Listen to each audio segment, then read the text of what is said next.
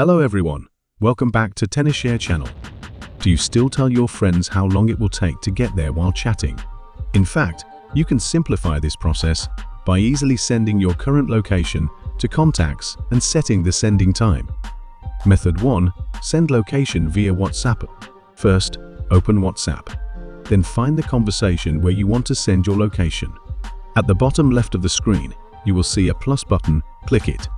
In the menu that appears, select location. Your current location map will be displayed.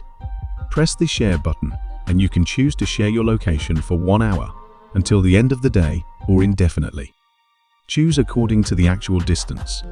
I chose to share my location for 1 hour after sending.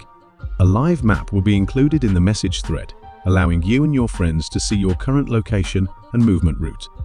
You can also mark your desired location by placing a pin on the map. Once you are satisfied with the pin's location, click Send.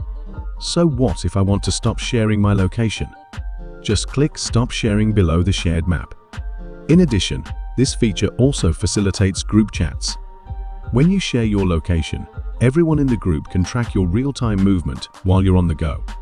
It's a fantastic way to ensure everyone meets at the same place at the same time effortlessly. Method 2. Using iAnyGo to change location. I will now share a useful trick to disguise your location information. By using a virtual GPS app called iAnyGo, you can manipulate your real-time location. After downloading the app, connect your phone to the computer. Open iAnyGo, connect your phone, select General Mode, and after connecting, choose the second function in the top right corner, Single Point Movie.